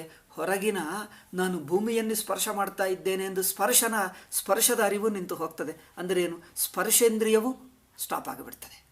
ಅಂದರೆ ನಿಮಗೆ ಪಂಚೇಂದ್ರಿಯಗಳ ದರ್ಶನ, ಪಂಚೇಂದ್ರಿಯಗಳಿಂದ ಹೊರಗಿನ ಪ್ರತ್ಯಕ್ಷ ದರ್ಶನ ನಿಂತು ಹೋದರೆ ನಿಮಗೆ ದೇಹವೇ ಗೊತ್ತಾಗಲ್ಲ. ಇದು ನೀವು ಮಲ್ಕೊಂಡುವಾಗಲೂ ಆಗುತ್ತದೆ. ಇದು ಮಲ್ಕೊಂಡುವಾಗಲೂ ನೀವು ಲೈಟ್ ಆಫ್ ಮಾಡಿ ಕಣ್ಣು ಮುಚ್ಚಿಕೊಂಡರೆ ಹೊರಗಿನ ರೂಪ ಹೋಯಿತು, ಶಬ್ದ ಹೋಗ್ತದೆ. ಏಕೆಂದರೆ ಮಲ್ಕೊಂಡುವಾಗ ಎಲ್ಲರೂ ನಿಶ್ಶಬ್ದವಾಗಿರುತ್ತಾರೆ. ಶಬ್ದ ಹೋಯಿತು, ವಾಸನ ಹೋಯಿತು, ರುಚಿ ಹೋಯಿತು. ಒಂದು ಸ್ಪರ್ಶ ಮಾತ್ರ ಇರುತ್ತದೆ. ಏಕೆ? ನೀವು ಹಾಸಿಗೆ ಅಥವಾ ಚಾಪೆ ಏನು ಹೇಳ್ತಾರೆ ಮೈಗೆ ಟಚ್ ಆಗ್ತಾ ಇದೆ, ಅಥವಾ ಮೇಲೆ ನೀವು ಹೊದ್ಕೊಂಡಿದ್ದು ಸ್ಪರ್ಶ ಗೊತ್ತಾಗ್ತದೆ. ಸ್ವಲ್ಪ ಹೊತ್ತಕ್ಕೆ ಏನಾಗ್ತದೆ? ನೀವು ಇನ್ನೂ ಏನೋ ಮನಸ್ಸಿನ ವೃತ್ತಿ, ನಾನು ನಿದ್ದೆ ಹೋಗಬೇಕು ಅಂದರೆ ಒಂದು ಸ್ವಲ್ಪ ಮಂಕು ಆಗುತ್ತದೆ ನೋಡಿ. ಆ ಥಾಟ್ಗೆ ಹೋದರೆ ಸ್ಪರ್ಶಾನುಭವವು ಹೋಗಿಬಿಡ್ತದೆ ನೋಡಿ. ನಿಮಗೆ ಪ್ರಪಂಚ ಅದು ಚಾಪೆವೋ ಹಾಸಿಗೆನೋ ಯಾವುದೋ ಗೊತ್ತೇ ಆಗಲ್ಲ. ಅದಕ್ಕೋಸ್ಕರ ನಾವು ಸಾಮಾನ್ಯವಾಗಿ ಹೇಳ್ತಿರೋಳಿ, ಸ್ವಲ್ಪ ಕಣ್ಣು ಮುಚ್ಚಿಕೊಂಡ್ರೆ ಚಾಪದಲ್ಲಿದ್ದೀವೋ ಹಾಸಿಗೆದಲ್ಲಿದ್ದೋ ಏನು ವ್ಯತ್ಯಾಸ ಗೊತ್ತೇ ಆಗಲ್ಲ. ಆ ಸ್ಪರ್ಶದ ಅರಿವು ಇರುವವರೆಗೆ ಅಮ್ಮ ನನಗೆ ಹಾಸಿಗೆ ಹಾಗಿರಬೇಕು ಹೀಗಿರಬೇಕು, ಅದೆಲ್ಲ ಸ್ಪರ್ಶ ಇರುವವರೆಗೆ ಎಷ್ಟೊತ್ತು? ಅರ್ಧ ನಿಮಿಷ, 1 ನಿಮಿಷ ಅಷ್ಟೇ. ಸ್ವಲ್ಪ ಹೊತ್ತಿಗೆ ಅದು ಹೋದಾಗ ಎಲ್ಲಿದ್ದೀವೋ ಏನು ವ್ಯತ್ಯಾಸ. ಆದ್ದರಿಂದ ಆ ಸ್ಪರ್ಶದ ಅರಿವು ಸ್ವಲ್ಪ ಹೋದಾಗ ನಮಗೇನಾಗ್ತದೆ? ಕೈ ಎಲ್ಲಿದೆಯೋ ಗೊತ್ತಾಗಲ್ಲ. ಇನ್ನು ಪೂರ್ತಿ ಅಲ್ಲ, ಸ್ವಲ್ಪ ಮಂಕಿರುವ ಸ್ಥಿತಿಯಲ್ಲಿ ಕೈ ಕಾಲು ಎಲ್ಲಿದೆಯೋ ಗೊತ್ತಾಗಲ್ಲ. ಅಷ್ಟೇ ಅಲ್ಲ, ಹಾಸಿಗೆ ಸ್ಪರ್ಶವೂ ಗೊತ್ತಾಗಲ್ಲ. ಅಂದರೆ ಸ್ಪರ್ಶೇಂದ್ರಿಯವು ಬಿಟ್ಟರೆ ದೇಹದ ಅರಿವು ಹೋಗಿಬಿಡ್ತದೆ. ಅಂದರೆ ನೀವು ಧ್ಯಾನ ಮಾಡುವಾಗ ಪಂಚೇಂದ್ರಿಯಗಳೂ ನಿಂತು ಹೋದರೆ ಏನಾಗುತ್ತದೆ? ನಿಮಗೆ ದೇಹದ ಅರಿವು ಹೋಗ್ತದೆ. ಅಂದರೆ ಅರ್ಥವೇನು? ಇಂದ್ರಿಯಗಳ ಮೂಲಕವೇ ದೇಹ. ದೇಹಾದೀನ್ ಅನುಪಾದಾಯ ಇಂದ್ರಿಯಾಣಿ, ಅದೇ ಅಧ್ಯಾಸ ಭಾಷೆ ಮರೆತು ಹೋದೆ. ದೇಹಗಳನ್ನು ಇಟ್ಕೊಳ್ಳದಿದ್ದರೆ ಇಂದ್ರಿಯಗಳು ಕೆಲಸ ಮಾಡಲ್ಲ. ಇಂದ್ರಿಯಾಣ್ಯ ಅನುಪಾದಾಯ, ದೇಹಾಭಿಮಾನವಿಲ್ಲ. ಇಂದ್ರಿಯ ಇಟ್ಕೊಂಡರೆ ದೇಹ ಅಂದರೆ ಅಧ್ಯಾಸ ಭಾಷ್ಯದಲ್ಲಿ ಹೇಳಿದ್ದು. ಅದಕ್ಕೋಸ್ಕರ ಹೊರಗಿನ ಪ್ರತ್ಯಕ್ಷವು ಹೊರಗಿನ ಇಂದ್ರಿಯಗಳು ಏಕೆ ಹೇಳ್ತೀವಿ ಅಂದರೆ ದೇಹಾಭಿಮಾನದಿಂದ ಹೊರಗೆ ಅಷ್ಟೇ. ನೀವು ಹೊರಗೆ ಅಂದರೆ ಅಲ್ಲಿ ಗೋಡೆ ಮೇಲೆ ಒಳಗೆ ವಸ್ತು, ಟೇಬಲು, ಪುಸ್ತಕ ಅದು ನೋಡಬೇಡಿ. ಬಾಹ್ಯೇಂದ್ರಿಯ, ಅಂತರಿಂದ್ರಿಯ. ಬಾಹ್ಯ ಅಂದರೆ ಹೊರಗಿನ ಗೋಡ, ಒಳಗೆ ಅಲ್ಲಿ ಗೋಡ ಇದೆ ನೋಡಿ, ಅಲ್ಲಿ ಮರ ಇದೆ ನೋಡಿ, ಮರಕ್ಕೆ ಗೋಡಕ್ಕೆ ಹೋಗಬೇಡಿ, ನಮ್ಮ ಅನುಭವದಲ್ಲೇ ನೋಡಿ. ಹೊರಗೆ ಅಂದರೆ ಅರ್ಥವೇನು? ನೀವು ದೇಹದ ಅರಿವಿದೆ. ಅಂತರಿಂದ್ರಿಯ ಅಂದರೆ ಅರ್ಥವೇನು? ಅಂತಃಕರಣ ಅಂದರೆ ಅರ್ಥವೇನು? ದೇಹದ ಅರಿವು ಬಿಟ್ಟು, ಅಂದರೆ ಏನು? ಇಂದ್ರಿಯಗಳು ನಿಲ್ಲಿಸಿಬಿಟ್ಟು ಮನಸ್ಸಿನಲ್ಲಿ ಮಾತ್ರ ಇದ್ದೀರಿ. ನೀವು ದೇಹದ ಹಂತಕ್ಕೆ ಬಂದರೆ, ದೇಹದ ಅರಿವಿಗೂ ಬಂದರೆ ಇಂದ್ರಿಯಗಳ ಮೂಲಕ ನೋಡ್ತೀರಿ. ಇಂದ್ರಿಯಗಳು ಮುಚ್ಚಿಟ್ಟರೆ ಅಂದರೆ ಕಣ್ಣು ಮುಚ್ಚಿದೆ ಅಂದರೆ ಏನು? ಸ್ವಲ್ಪದ ದೇಹದ ಅರಿವು ಹೋಗೇ ಬಿಡ್ತದೆ. ಕಣ್ಣು ಮುಚ್ಚಿದರೆ ದೇಹದ ಅರಿವು ಹೋಗಿಬಿಡುತ್ತದೆ. ನಿಮಗೆ ಆಂತರಿಕ ಪ್ರತ್ಯಕ್ಷ. ಅಲ್ಲಿ ದೇಹ ಇಂದ್ರಿಯಗಳು, ದೇಹವು ಪಂಚೇಂದ್ರಿಯಗಳು ಒಟ್ಟಾಗಿ ಬಿಡ್ತವೆ ಅಲ್ಲವೇ? ದೇಹ ಇಂದ್ರಿಯಗಳು ಒಟ್ಟಾಗಿ ಬಿಟ್ಟು ಒಂದು ಥಾಟ್, ಬ್ಲ್ಯಾಂಕ್ ಥಾಟ್ ಬರುತ್ತದೆ ಅಲ್ಲಿ ನೋಡಿ ಅಲ್ಲವೇ? ಹೊರಗಿಂದೆಲ್ಲ ಮುಚ್ಚಿ ಹೋಯಿತು ಎಂಬುದು ಅಂದರೆ ಅರ್ಥವೇನು? ಪಂಚೇಂದ್ರಿಯಗಳು, ದೇಹ, ಈ ಸ್ಪರ್ಶೇಂದ್ರಿಯದ ಅರಿವು ಕಡಿಮೆ ಆಗಿಬಿಟ್ಟರೆ ನಿಮಗೇನಾಗುತ್ತದೆ? ದೇಹ ಪಂಚೇಂದ್ರಿಯಗಳು ಆಲ್ ಒಟ್ಟಾಗಿ ಬಿಟ್ಟು ಒಂದೇ ಥಾಟ್ ಆಗಿಬಿಡುತ್ತದೆ. ಅದೇ ಮಾನಸ ಪ್ರತ್ಯಕ್ಷ. ಅದು ವಿಂಗಡಿಸಿದ್ದರೆ ಮತ್ತೆ ದೇಹ ಪಂಚೇಂದ್ರಿಯಗಳು ಮತ್ತೆ ನೀವು ದೇಹದ ಹಂತಕ್ಕೆ ಬರ್ತೀರಿ, ಹೊರಗಿಂದ ಗೊತ್ತಾಗ್ತದೆ. ಇಲ್ಲದಿದ್ದರೆ ಆಲ್ ಪಂಚೇಂದ್ರಿಯಗಳು ದೇಹ ಒಟ್ಟಾಗಿ ಬಿಟ್ಟು ದೇಹದ ಅರಿವು ಮನಸ್ಸಿನ ಹಂತಕ್ಕೆ ಸೇರಿಕೊಳ್ತದೆ. ದೇಹವು ಮನಸ್ಸಿನ ಪ್ರತ್ಯಯ ಆಗಿಬಿಡ್ತದೆ ನೋಡಿ. ಸ್ಪರ್ಶೇಂದ್ರಿಯ ಬಿಟ್ಟರೆ ದೇಹವೆಲ್ಲ ಅಂದರೆ ಪಂಚೇಂದ್ರಿಯಗಳು ಸೇರಿಕೊಂಡು ಒಂದು ಪ್ರತ್ಯಯವಾಗಿ ಆ ಒಂದು ಪ್ರತ್ಯಯ ದೇಹದ ಹಂತದಿಂದ ಮನಸ್ಸಿನ ಪ್ರತ್ಯಯಕ್ಕೆ ತಲುಪುತ್ತದೆ. ನೀವು ಗಮನಿಸಿ, ಇದೇನು ಐ ಥಿಂಕ್ ಗಮನಿಸಿ, ಈವರೆಗೆ ನೀವು ಗಮನಿಸಿರಬಹುದು, ಸುಮ್ಮನೆ ಮತ್ತೊಂದು ಸಲ ಹೇಳ್ತಾ ಇದ್ದೀನಿ. ಸೊ ಅದರಿಂದ ಇದು ಮಾನಸ ಪ್ರತ್ಯಕ್ಷ ಹೇಳ್ತೀವಿ. ಮೊದಲು ಇಂದ್ರಿಯ ಪ್ರತ್ಯಕ್ಷವಾಯಿತು. ಎರಡನೇದು ಇದೆಲ್ಲ ಲೌಕಿಕವೇ, ವೇದಾಂತದ್ದು ಇನ್ನೂ ಒಳಹೊಕ್ಕೆ ನೋಡಬೇಕು.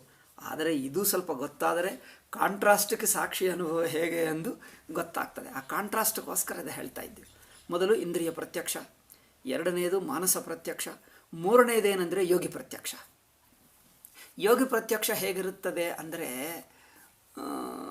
ಹೇಗೆ ಹೇಳಬೇಕು, ಮನಸ್ಸು ಇನ್ನು ವ್ಯಾಪಕವೂ ಶುದ್ಧವಾಗಿದ್ದನ್ನು ಯೋಗಿ ಪ್ರತ್ಯಕ್ಷ ಹೇಳ್ತೀವಿ. ಇದು ನೀವು ಸ್ವಲ್ಪ ಧ್ಯಾನ ಮಾಡಿದರೆ, ಉಪಾಸನ ಭಕ್ತಿ ಭಜನ ಮಾಡಿಕೊಂಡವರಿಗೆ ಸ್ವಲ್ಪ ಅನುಭವ ಬರುತ್ತದೆ. ಅದು ತಮ್ಮ ತಮ್ಮ ಪರ್ಸನಲ್ ಅನುಭವ ಆಗುವುದರಿಂದ ಅದನ್ನು ಏನು ಹೇಳಿದ್ದರೂ ಇನ್ನೊಬ್ಬರು ಸುಮ್ಮನೆ ಕುರುಡಾಗಿ ಕೇಳಬೇಕಾಗ್ತದೆ. ಎಲ್ಲರ ಅನುಭವದಲ್ಲಿ ಇದ್ದದ್ದನ್ನು ಸ್ವಲ್ಪ ಹೇಳ್ತೀನಿ ನೋಡಿ. ಎಲ್ಲರ ಅನುಭವದಲ್ಲಿರುವ ಅನುಭವ ಪೂರ್ತಿ ಹೊಂದಲ್ಲ, ಸ್ವಲ್ಪ ಮಟ್ಟಿಗೆ ಹೊಂದುತ್ತದೆ, ಸ್ವಲ್ಪ ಮಟ್ಟಿಗೆ ಹೇಳ್ತೀನಿ ನೋಡಿ. ನೀವು ಧ್ಯಾನದಲ್ಲಿರುವಾಗ ಮನಸ್ಸಿನ ವೃತ್ತಿಯೆಲ್ಲ ಹೇಳಿದಿನಲ್ಲ, ದೇಹದ ವೃತ್ತಿ ಮರೆತು ಹೋಗಿ ನೀವು ಮನಸ್ಸಿನ ವೃತ್ತಿಯಲ್ಲಿದ್ದರೆ ಅದು ಕೇವಲ ಮನಸ್ಸಿನ ವೃತ್ತಿ ಆಗ್ತದೆ. ಅದೇ ನಿದ್ದೆ ಹೋಗುವಾಗ ನಿಮಗೆ ಸ್ಪರ್ಶೇಂದ್ರಿಯ ಹೋಗಿ ಸ್ವಲ್ಪ ಮಂಕು ಸ್ಥಿತಿಗೆ ಬರ್ತೀರಿ ನೋಡಿ, ಆವಾಗ ಏನಾಗ್ತದೆ, ಎಲ್ಲ ಒಟ್ಟಾಗಿದ್ದಂತೆ ತೋರ್ತದೆ ಅಲ್ಲವೇ? ಆದರೆ ಇದಕ್ಕೆ ಸ್ವಲ್ಪ ವ್ಯತ್ಯಾಸ ಇದೆ. ನೀವು ಮಲ್ಕೊಂಡುವಾಗ ದೇಹದ ವೃತ್ತಿ ಎಲ್ಲವೂ ಒಂದಾಗುತ್ತದೆ ನಿಜ. ನಿಮ್ಮ ಮನಸ್ಸಿನ ವೃತ್ತಿಯು ದೇಹದ ವೃತ್ತಿಗಳು ಇಂದ್ರಿಯ ವೃತ್ತಿಗಳ ಒಂದಾಗ್ತವೆ. ಮನಸ್ಸಿನಲ್ಲಿಯೂ ನಾನಾ ವೃತ್ತಿ ಇರಲ್ಲ, ವೃತ್ತಿಯೆಲ್ಲ ಒಂದಾಗ್ತದೆ. ಇನ್ನೊಂದೇನೆಂದರೆ ಅಲ್ಲಿ ಪ್ರಮಾತೃ ಪ್ರಮೇಯ ವೃತ್ತಿಯೂ ಹೆಚ್ಚು ವಿಂಗಡವಿಲ್ಲ.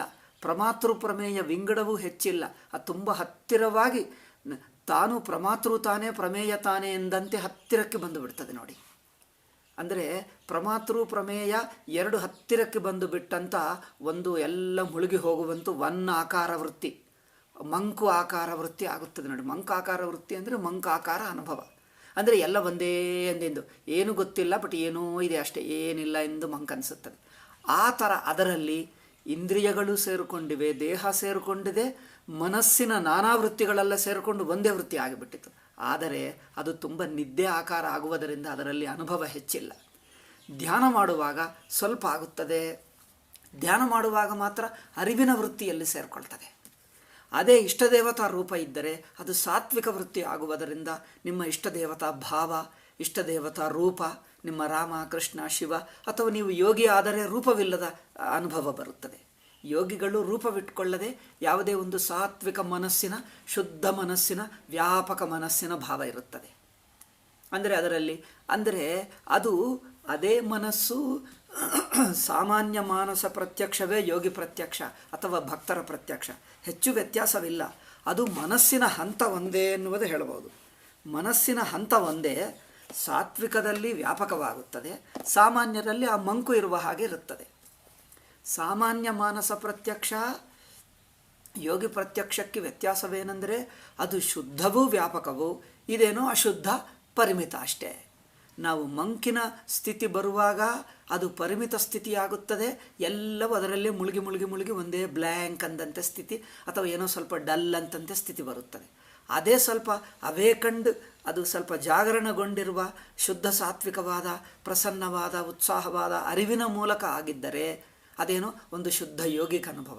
ಆ ಅರಿವಿನಲ್ಲೇ ಇಷ್ಟದೇವತಾ ಆಕಾರವಿದ್ದರೆ ಒಂದು ಪ್ರೇಮ ಅಥವಾ ಶಾಂತಿ ಸಮಾಧಾನ ಅದರ ಜೊತೆಗೆ ಇದ್ದರೆ ಅದು ಭಕ್ತಿ ಇಷ್ಟ ದೇವತಾ ಸವಿಕಲ್ಪ ಸಮಾಧಿ ಹೇಳ್ತೀವಿ ನೋಡಿ. ಅದು ಸಮಾಧಿ ಅಂದರೆ ಅರ್ಥವೇನೆಂದರೆ, ನೀವು ಮಂಕನಲ್ಲಿ ಏನಾಗ್ತದೆ ನೋಡಿ, ಮಂಕಕ್ಕೆ ಲೌಕಿಕ ಪ್ರತ್ಯಯಕ್ಕೆ ನೋಡಿ, ನೀವು ಯಾವುದೋ ನೆನಪಿಸ್ಕೊಳ್ತೀರಿ ನೋಡಿ, ವ್ಯತ್ಯಾಸ ನಿಮಗೆ ಗೊತ್ತಾಗ್ತದೆ. ಸಮಾಧಿ ಅಂದರೆ ಏನಂದರೆ ಪ್ರಮೇಯ ಪ್ರಮಾತೃ ತುಂಬ ಹತ್ತಿರಕ್ಕೆ ಬಂದು ದೇ ಆರ್ ನಾಟ್ ಟು, ಒಂದರಲ್ಲಿ ಒಂದು ಸೇರಿಕೊಂಡಂತೆ ಅನಿಸುತ್ತದೆ, ಆಗ ಅದೇ ಸಮಾಧಿ, ಸವಿಕಲ್ಪ ಸಮಾಧಿ.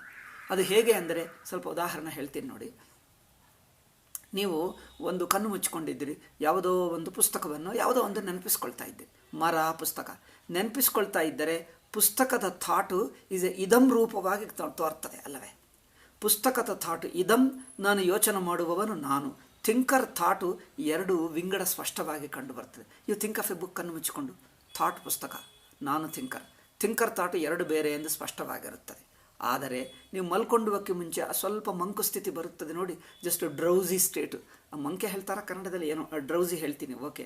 ಆ ಡ್ರೌಸಿ ಸ್ಟೇಟ್ ಬಂದಾಗ ಅವಾಗೇನಾಗ್ತದೆ, ಪುಸ್ತಕದ ವೃತ್ತಿ ಹೇಗೆ ಬಿಡಿಯಾಗಿದೆಯೋ, ಪುಸ್ತಕದ ವೃತ್ತಿ ಬಿಡಿ, ಥಾಟ್ ಆ್ಯಂಡ್ ಥಿಂಕರ್ ಹೇಗೆ ಬಿಡಿಯಾಗಿದೆಯೋ, ಆ ಮಂಕು ಸ್ಟೇಟ್ನಲ್ಲಿ ಥಾಟ್ ಥಿಂಕರ್ ಎರಡೂ ಇಲ್ಲ, ಎರಡು ಹತ್ತಿರಕ್ಕೆ ಬಂದು ಒಂದರಲ್ಲಿ ಒಂದು ಸೇರಿಕೊಂಡಂಥ ಹಾಗೆ ಅನಿಸುತ್ತದೆ ಅಲ್ಲವೇ? ಥಾಟ್ ಆ್ಯಂಡ್ ಥಿಂಕರ್ ಒಂದೇ ಆಗಿಬಿಟ್ಟಂತೆ. ಒಂದಂದರೆ ಪೂರ್ತಿ ಒಂದಲ್ಲ, ಜಸ್ಟ್ ಗೊತ್ತಾಗ್ತಾ ಇದೆ, ಏನೋ ಮಂಕು ಪೂರ್ತಿ ಎರಡು ಒಂದಾದರೆ ಸುಷುಪ್ತಿ ಆಗಿಬಿಡ್ತದೆ ನೋಡಿ. ಪೂರ್ತಿ ಎರಡು ಒಂದಾದರೆ ಪೂರ್ತಿ ಎಂದಲ್ಲ, ಜಸ್ಟ್ ಒಂದೊಂದೊಂದು ಪಾರ್ಟ್ ಅನಿಸುತ್ತದೆ ಅಷ್ಟೇ. ಅಂದರೆ ಮಂಕು ಇದೆ, ಬಟ್ ಮಂಕು ಗೊತ್ತಾಗ್ತಾ ಇದೆ. ಆ ಗೊತ್ತಾಗುವುದು ನಿಂತು ಬಿಟ್ಟರೆ, ಈಗ ಜ್ಞಾತೃ ಜ್ಞೇಯ ಎರಡು ಹೋಗಿಬಿಟ್ರೆ ಕೇವಲ ಸುಷುಪ್ತಿ ಆಗ್ತದೆ. ನಾವು ಕೇವಲ ಸುಷುಪ್ತಿ ಹೇಳ್ತಾ ಇಲ್ಲ, ನಿದ್ದೆ ಹೋಗುವಕ್ಕೆ ಸ್ವಲ್ಪ ಮುಂಚೆ ಪ್ರಪಂಚದ ಅರಿವು ನಿಂತು ಹೋಯಿತು, ಎಲ್ಲ ಒನ್ ಥಾಟ್ ಆಯಿತು. ಅವಾಗೇನನ್ನಿಸುತ್ತದೆ, ಥಾಟು ಥಿಂಕರು ಅಂದರೆ ಪ್ರಮಾತೃವಿನ ಅನುಭವ ಎರಡು ಹತ್ತಿರಕ್ಕೆ ಬಂದು ಈಗ ಆಲ್ಮೋಸ್ಟ್ ಹೋಗುವ, ಆ ಎರಡೆಂಬ ವಿಂಗಡ ಆಲ್ಮೋಸ್ಟ್ ಹೋಗುವ ಸ್ಥಿತಿಗೆ ಬಂದಂತೆ ಆಗುತ್ತದೆ. ಅದು ಇದೆ ನೋಡಿ, ಅದು ಸವಿಕಲ್ಪ ಸ್ಥಿತಿ. ಬಟು ಮಂಕೆಂಬುದು ನಿದ್ದೆ ಸ್ಥಿತಿ ಎಂಬುದು ದಟ್ ಈಸ್ ಎ ಲೌಕಿಕ ಸ್ಥಿತಿ, ಅದರಲ್ಲಿ ಪ್ಯೂರಿಟಿ ಇಲ್ಲ, ಶುದ್ಧತೆ ಇಲ್ಲ, ಆ ಮಂಕು ಸ್ಥಿತಿ ಇದೆ. ಬಟ್ ಯೋಗಿಗಳ ಅನುಭವ ಸವಿಕಲ್ಪ ಸಮಾಧಿ, ಭಕ್ತರ ಸವಿಕಲ್ಪದಲ್ಲಿ ಅರಿವು ಇರುತ್ತದೆ, ಅವೇರ್ನೆಸ್ ಇರುತ್ತದೆ ಎಂಬುದು ಬೇರೆ. ಬಟ್ ಆ ಅನುಭವ ಹೇಗೆ ಎನ್ನುವುದು ನಿಮಗೆ ಲೌಕಿಕ ಅನುಭವದಿಂದ ಹೇಳಿದ್ದೀನಿ. ಅದಕ್ಕೋಸ್ಕರ ನಾನು ಮೊದಲು ಹೇಳಿದ್ದೀನಿ, ಇದು ಯೋಗಿಗಳ ಅನುಭವ, ಭಕ್ತರ ಅನುಭವಗಳು, ಸಾಧನದಿಂದ ಪಡೆಯತಕ್ಕ ಅನುಭವಗಳು. ಸಾಧನ ಮಾಡಿದವರಿಗೆ ಗೊತ್ತಾಗ್ತದೆ, ಕಾಮನ್ಗೆ ಎಲ್ಲರಿಗೂ ಇಲ್ಲ. ಅದರಿಂದ ಅದು ಸ್ಪೆಷಲ್ ಪ್ರತ್ಯೇಕ ಅನುಭವಗಳಾಗುವುದರಿಂದ ಎಲ್ಲರಿಗೆ ಕಾಮನ್ ಆಗಿದ್ದರೆ ಎಲ್ಲರಿಗೆ ಹೇಳುವುದು ಸುಲಭ. ಕಾಮನ್ ಎಲ್ಲರಿಗೆ ಅಲ್ಲ, ಪ್ರತ್ಯಕ್ಷ ಎಲ್ಲರಿಗೆ ಕಾಮನ್. ಸಾಧಕ ಆಗಲಿ ಸಾಮಾನ್ಯರಾಗಲಿ ಎಲ್ಲರಿಗೆ ಕಾಮನ್. ನಾನು ಹೇಳಿದ್ದು ನಿಮ್ಮ ಅನುಭವದಲ್ಲಿ ನಮ್ಮ ಅನುಭವ, ಎಲ್ಲರಿಗೆ ಒಂದೇ ಅನುಭವದಿಂದ ಕಮ್ಯುನಿಕೇಷನ್ ಈಸಿ. ನಾನು ಹೇಳುವುದು ನೀವು ಅರ್ಥ ಮಾಡಿಕೊಳ್ಳುವುದು ಈಸಿ, ನೀವು ಹೇಳುವುದು ನಾನು ಅರ್ಥ ಮಾಡಿಕೊಳ್ಳುವುದು ಈಸಿ. ಆದರೆ ಯಾವುದು ಸ್ಪೆಷಲ್ ಸಾಧನದಿಂದ ಮನಸ್ಸಿನಲ್ಲಿ ಒಂದು ಪ್ರತ್ಯೇಕ ಅನುಭವ ಬರುತ್ತದೋ ಅದು ಆ ಸಾಧನ ಮಾಡಿ ಪಡ್ಕೊಂಡಿರುವ ಅವರಿಗೆ ಮಾತ್ರ ಆಗುವ ಅನುಭವದಿಂದ, ಅದು ಎಲ್ಲರಿಗೂ ಇಲ್ಲದೇ ಇರುವುದರಿಂದ ಹೇಳೋಕ್ಕಾಗಲ್ಲ. ಹೇಳಿದ್ದರೆ ಏನೋ ಆಗಬಹುದು ಎಂದು ಸುಮ್ಮನೆ ಕುರುಡಾಗಿ ಒಪ್ಕೊಳ್ತೀವಿ. ನಾವು ಕುರುಡಾಗಿ ಒಪ್ಕೊಳ್ಳುವಕ್ಕಿಂತ ಅದು ಆ ಯೋಗಿ ಅನುಭವ, ಯೋಗಿಗಳ ಸವಿಕಲ್ಪ ಅನುಭವ, ಭಕ್ತರ ಸವಿಕಲ್ಪ ಅನುಭವ ನೇರಾಗಿ ಹೇಳೋಕ್ಕಾಗಲ್ಲ. ಸಾಧನ ಮಾಡಿದ್ದವರಿಗೆ ಸ್ವಲ್ಪ ಗೊತ್ತಾಗ್ತದೆ. ಆದರೆ ಸಾಮಾನ್ಯರ ಅನುಭವಕ್ಕೆ ಸ್ವಲ್ಪ ಹತ್ತಿರ ಅನುಭವ ಇದೆ. ಆ ಹತ್ತಿರ ಅನುಭವ ಸಹಾಯದಿಂದ ಸ್ವಲ್ಪ ಮಟ್ಟಿಗೆ ಅರ್ಥ ಮಾಡಿಕೊಳ್ಳಬಹುದು. ಪೂರ್ತಿ ಆ ಸಾಧನ ಮಾಡಿ ಆ ಅನುಭವ ಪಡ್ಕೊಂಡವರಿಗೆ ಸ್ವಲ್ಪ ಮಟ್ಟಿಗೆ ಅರ್ಥ ಮಾಡಿಕೊಳ್ಳಬಹುದು ಎಂದು ಈ ಲೌಕಿಕ ಆ ಮಂಕು, ಆ ನಿದ್ದೆ ಹೋಗುವ ಸ್ಥಿತಿಯನ್ನು ಉದಾಹರಣೆ ಮಾಡಿದ್ದೇನೆ ನಾನು. ನಿದ್ದೆ ಹೋಗುವ ಸ್ಥಿತಿಯಲ್ಲಿ ಏನಾಗ್ತದೆ, ವೃತ್ತಿ ಒಟ್ಟಾಗ್ತದೆ, ಅದರಲ್ಲಿ ಶುದ್ಧಿ ಇಲ್ಲ, ಅರಿವಿಲ್ಲ, ಅದು ಮಾತ್ರ ತಿಳ್ಕೊಂಡು. ಅಂದರೆ ವೃತ್ತಿ ಪ್ರಮೇಯ ಒಟ್ಟಾಗಿ ಹತ್ತಿರ, ಥಾಟ್ ಹತ್ತಿರಕ್ಕೆ ಬರುತ್ತದೆ. ಅಂದ್ರೇನು, thinker is thinking a thought about thinker ಅಂದರ್ಥ. ಅಂದರೇನು, ಥಿಂಕರ್ ಲೌಕಿಕವಾಗಿ ನಾನು ಪುಸ್ತಕ ಯೋಚನೆ ಮಾಡಿದ್ದರೆ ಪುಸ್ತಕ ಬೇರೆ ವಸ್ತು, ನಾನು ಥಿಂಕರ್ ಥಾಟು ಬೇರೆ, ಪುಸ್ತಕದ ಥಾಟು ಬೇರೆ. ಇಲ್ಲಿ ಥಿಂಕರ್ ಕುರಿತೇ ಥಾಟ್ ಮಾಡ್ತಾ ಇದ್ದಾನೆ. ಏನಾಗ್ತದೆ ನೋಡಿ, ನೀವು ನಿಮ್ಮ ಕುರಿತೇ ಯೋಚನೆ ಮಾಡಿಕೊಂಡು ನಾನು ಇದ್ದೇನೆ, ನಾನು ಇಲ್ಲಿ ಕುಳಿತಿದ್ದೇನೆ, ನಾನು ಇದ್ದೇನೆ ಅಂದರೆ ಈ ಥಾಟ್ ನೋಡಿ, ಪುಸ್ತಕ ಇದೆ ಎಂದು ಥಾಟ್ ನೋಡಿ. ಪುಸ್ತಕ ಇದೆ ಅಂದರೆ ಬೇರೆ ವಸ್ತುವನ್ನು ಯೋಚನೆ ಮಾಡ್ತೀರಿ. ನಾನು ಇಲ್ಲಿದ್ದೇನೆ ಅಂದರೆ ಏನು, ಥಿಂಕರ್ ನಾನೇ, ಥಿಂಕ್ ಮಾಡುವುದು ನನ್ನನ್ನೇ, ನಾನು ಇಲ್ಲಿದ್ದೇನೆ, I am thinking about myself. ಇಲ್ಲಿ ಏನಾಗ್ತದೆ ಅಂದರೆ ಥಿಂಕರ್ ಥಾಟು ತುಂಬ ವ್ಯತ್ಯಾಸ ಇಲ್ಲ, ತುಂಬ ಹತ್ತಿರವಾಗಿ ಒಂದರಲ್ಲಿ ಒಂದು ಸೇರಿಕೊಂಡು ಹತ್ತಿರಕ್ಕೆ ಬಂದಿದೆ. ಬಟ್ ಪೂರ್ತಿ ಆ ಥಿಂಕರ್ ಥಾಟ್ ಅಳಿಸಿ ಹೋಗಲಿಲ್ಲ. ಅಳಿಸಿ ಹೋದರೆ ಸುಷುಪ್ತಿ ಆಗಿಬಿಡ್ತದೆ. ಆ ವ್ಯತ್ಯಾಸ ನೋಡಿ. ಅದು ನಿರ್ವಿಕಲ್ಪ ಸಮಾಧಿ. ಸುಷುಪ್ತಿ ಅಂದರೆ ನಿರ್ವಿಕಲ್ಪ ಸಮಾಧಿ. ಸ್ವಲ್ಪ ಇದ್ದರೆ ಸವಿಕಲ್ಪ. ಆದರೆ ಇದನ್ನೇ ಸವಿಕಲ್ಪ ಅಂತ ತಿಳ್ಕೊಳ್ಳಬೇಡಿ. ಎಲ್ಲರ ಅನುಭವದಲ್ಲಿದೆ. ಬಟ್ ಎಲ್ಲರ ಅನುಭವದಲ್ಲಿರುವುದು ಸಾಮಾನ್ಯರ ಲೌಕಿಕರ ಅನುಭವ. ಅದನ್ನು ಶುದ್ಧ ಸಾತ್ವಿಕ ರೂಪವಾಗಿ ಮಾಡಿದ್ದರೆ ಅದು ಸಾಧನನಿಷ್ಠ ಅನುಭವ ಆಯಿತು. ಆದ್ದರಿಂದ ಯೋಗಿಗಳ ದಿವ್ಯಾನುಭವಗಳು, ಯೋಗಿಗಳ ಸವಿಕಲ್ಪಾನುಭವಗಳು ಮಾನಸ ಪ್ರತ್ಯಕ್ಷದ ರಿಫಾರ್ಮ್ಡ್ ಪ್ಯೂರಿಫೈಡ್ ಅನುಭವಗಳು ಎಂದು ಹೇಳಬಹುದು. ಈಗ ಎಷ್ಟಾಯಿತು? ಒಂದು ಇಂದ್ರಿಯ ಪ್ರತ್ಯಕ್ಷ, ಎರಡನೆಯದು ಮಾನಸ ಪ್ರತ್ಯಕ್ಷ, ಮೂರನೆಯದು ಇಂದ್ರಿಯ ಪ್ರತ್ಯಕ್ಷವೇ more refined, purified and enlarged, ವ್ಯಾಪಕವಾಗಿರುತ್ತದೆ, ಶುದ್ಧವಾಗಿರುತ್ತದೆ. ಅದು ಯೋಗಿ ಪ್ರತ್ಯಕ್ಷ, ಯೋಗಿಗಳ ಅನುಭವಗಳು. ಈ ಮೂರು ಬಿಟ್ಟು ನಾಲ್ಕನೆಯದಿದೆ, ಅದು ಅವಸ್ಥಾ ಅನುಭವ, ಅವಸ್ಥಾ ಪ್ರತ್ಯಕ್ಷ. ಅವಸ್ಥಾನುಭವದಲ್ಲಿ ಏನಾಗ್ತದೆ? ಎರಡು ಅವಸ್ಥೆಗಳನ್ನು, ಎಚ್ಚರ ಕನಸುಗಳನ್ನು ಎರಡನ್ನು ನೋಡುವ ಅರಿವು ಯಾವುದು? ಈ ಅರಿವು ಈ ಅವಸ್ಥಾನುಭವ, ಎರಡು ಅವಸ್ಥೆಗಳನ್ನು ನೋಡ್ತಾ ಇದ್ದೀನಿ ಎಂದು ಯಾವ ಅನುಭವ ಹಂತದಿಂದ ನೋಡ್ತಾ ಇದ್ದೀರೋ ಆ ಅನುಭವ ಹಂತ ಇಂದ್ರಿಯ ಪ್ರತ್ಯಕ್ಷ ಅಲ್ಲ, ಮಾನಸ ಪ್ರತ್ಯಕ್ಷ ಅಲ್ಲ, ಇಂಪ್ರೂವ್ಡ್, ಪ್ಯೂರಿಫೈಡ್, ಎನ್ಲಾರ್ಜ್ಡ್ ಯೋಗಿ ಪ್ರತ್ಯಕ್ಷ, ಭಕ್ತರ ಪ್ರತ್ಯಕ್ಷ ಅಲ್ಲ. ಈ ಮೂರಿಗಿಂತ ಇನ್ನೂ ಆಳವಾಗಿದ್ದು, ವ್ಯಾಪಕವಾಗಿದ್ದು ಒಟ್ಟು ಎಚ್ಚರಾವಸ್ಥಾ. ಅಂದರೆ ಅರ್ಥವೇನು? ದಟ್ ಅರಿವು ಒಟ್ಟು ಎಚ್ಚರಾವಸ್ಥೆ ಯಾವಾಗ ಬರುತ್ತದೆ ಅಂದರೆ ಥಿಂಕ್ ಆಫ್ ಕನಸು ಆಲ್ಸೋ. ನೀವು ಆ ಕನಸನ್ನು ತಿಳಿಯುವ ಅರಿವಾದರೆ ಆ ಅರಿವು ಪ್ರಮಾತೃ ಮಾತ್ರ ಆಗಲ್ಲ. ಅದು ನೋಡಿ, ಸ್ವಾಮೀಜಿ ಹೇಳಿದ್ದೇನೆಂದರೆ, ನೀವು ಎಚ್ಚರ ಕನಸುಗಳನ್ನು ಎರಡು ಅವಸ್ಥೆಗಳನ್ನು ಅಥವಾ ಮೂರು ಅವಸ್ಥೆಗಳನ್ನು ಒಟ್ಟಾಗಿ ನೋಡಿ. ಆ ನೋಡುವ ಅರಿವು ಎಚ್ಚರ ಪ್ರಮಾತೃ ಮಾತ್ರ ಆಗಲ್ಲ, ಎಚ್ಚರ ಪ್ರಮಾತೃವಿಗಿಂತ ಹೆಚ್ಚು. ಏಕೆ? ಎಚ್ಚರ ಪ್ರಮಾತೃವಿಗೆ ಎಚ್ಚರ ಪ್ರಪಂಚವೇ ಇರುತ್ತದೆ. ನೀವು ಕನಸನ್ನು ಸುಷುಪ್ತಿಯನ್ನು ಸೇರಿಕೊಂಡಾಗ ಆ ಅರಿವು ಎಷ್ಟಿದೆ? ಎಚ್ಚರ ಪ್ರಮಾತೃವು ತನ್ನಲ್ಲಿದೆ, ಎಚ್ಚರ ಪ್ರಮಾತೃವಿಗಿಂತ ವ್ಯಾಪಕವಾಗಿದೆ ಅಲ್ಲವೇ? ಎಚ್ಚರ ಪ್ರಮಾತೃವಿಗಿಂತ ವ್ಯಾಪಕವಾಗಿ ಕನಸನ್ನು ನೋಡುತ್ತಾ ಇದೆ. ನೀವು ಕನಸನ್ನು ಎಚ್ಚರವನ್ನು ಎರಡು ನೋಡಬೇಕಾದರೆ ಆ ನೋಡುವವನು ಎಲ್ಲಿದ್ದಾನೆ? ನಾನು ಎಚ್ಚರದಲ್ಲಿದ್ದೇನೆ ಅನಿಸುತ್ತದೆ. ಎಚ್ಚರದಲ್ಲಿದ್ದೇನೆ ಅಂದರೆ ನಿಮಗೆ ಕನಸು ಗೊತ್ತೇ ಆಗಲ್ಲ. ನೀವು ಕನಸು ಎಚ್ಚರ ಎರಡನ್ನು ತಿಳ್ಕೊಳ್ತಾ ಇದ್ದೀನಿ ಅಂದರೆ ಆ ತಿಳುವಳಿಕೆ, ಆ ಅರಿವು ಎಲ್ಲಿದೆ? ಎರಡರಕ್ಕೆ ಸಮಾನ ಡಿಸ್ಟೆನ್ಸ್. ಎರಡರಕ್ಕೆ ಸಮಾನ ಡಿಸ್ಟೆನ್ಸ್ ಅಂದರೆ ಎರಡರನ್ನು ವ್ಯಾಪಿಸಿ ಅದು ಪ್ರಮಾತೃತ್ವ, ಎಚ್ಚರದ ಪ್ರಮಾತೃತ್ವ ಅಲ್ಲಿ ಮುಳುಗಿ ಹೋಯಿತು, ಕನಸಿನ ಪ್ರಮಾತೃತ್ವ ಅಲ್ಲಿ ಮುಳುಗಿ ಹೋಯಿತು, ಅರಿವು ಮಾತ್ರ ಇದೆ. ಎರಡು ಅವಸ್ಥೆಗಳನ್ನು ತಿಳಿಯುವ ಅರಿವಿಗೆ ಅದು ಇದು ಎಂದು ಯಾವುದೋ ಒಂದಾನೊಂದು ಎಂದು ಗೊತ್ತಾಗಲ್ಲ. ಒಂದಾನೊಂದು ತಿಳ್ಕೊಂಡ್ರೆ ಯಾವುದೋ ಒಂದು ಅವಸ್ಥೆ ಒಳಗೆ ಎಚ್ಚರ ಪ್ರಮಾತೃವೋ ಕನಸಿನ ಪ್ರಮಾತೃವೋ ಆಗಿಬಿಡ್ತೀರಿ. ಒಂದಾನೊಂದು ತಿಳಿಯುತ್ತಾ ಇದ್ದೀನಿ, ದಿಸ್ ಆ್ಯಂಡ್ ದಿಸ್, ಯಾವುದೋ ಒಂದಾನೊಂದು ಅಂದರೇನು? ಇಂದ್ರಿಯಗಳನ್ನು ಬಳಸುತ್ತಾ ಶಬ್ದ ಸ್ಪರ್ಶ ರೂಪರಸಗಳನ್ನು ತಿಳಿಯುತ್ತಾ ಇದ್ದರೆ, ಪುಸ್ತಕ, ಗೋಡೆ, ಟೇಬಲ್ ಅಂದರೆ ಒಂದೊಂದು ಪದಾರ್ಥಗಳನ್ನು ತಿಳಿಯುತ್ತಾ ಇದ್ದರೆ ಪ್ರಮಾತೃವಾಗಿ ಬಿಡ್ತೀರಿ. ನೀವು ಎಚ್ಚರ ಕನಸುಗಳನ್ನು ಎರಡನ್ನು ತಿಳಿಯುವುದಾದರೆ ನೀವು ಅರಿವು ಮಾತ್ರವಾಗಿರಬೇಕೇ ಹೊರತು ಇಂದ್ರಿಯಾಭಿಮಾನ ಬಿಡಬೇಕು. ಇನ್ನೊಂದು ವಿಷಯ ಸಂಬಂಧವೂ ಕಡಿಮೆ ಆಗಿಬಿಡ್ತದೆ. ಆವಾಗೇನಾಗ್ತದೆ? ಎರಡು ಅವಸ್ಥೆಗಳನ್ನು ನೋಡುವುದು ಒಂದೇ ಅರಿವು. ಆ ಅರಿವಿನ ಹಂತ ಈಸ್ ಅವಸ್ಥಾನುಭವ ದೃಷ್ಟಿ. ಅದು ಅವಸ್ಥಾನುಭವ ದೃಷ್ಟಿ. ಆ ಅನುಭವ ನಮ್ಮಲ್ಲಿದೆ. ಆ ಅನುಭವ ದೃಷ್ಟಿ ಇದು ಎಷ್ಟನೆಯದು? ನಾಲ್ಕನೆಯದು ಎಂದು ಹೇಳಬಹುದು. ಇದು ಸಾರ್ವತ್ರಿಕ ಅನುಭವ ಎಂದು ಸ್ವಾಮೀಜಿ ಹೇಳ್ತಾರೆ. ಇದು ನಿಜವೇ, ಇದು ಎಲ್ಲರಲ್ಲಿದೆ. ಯೋಗಿಕಾನುಭವಗಳು ಪರ್ಸನಲ್ಲಿ ಅಲ್ಲ, ಅದು ಯಾರು ಸಾಧನ ಮಾಡಿರುವವರಿಗೆ ಆಗುತ್ತದೆ.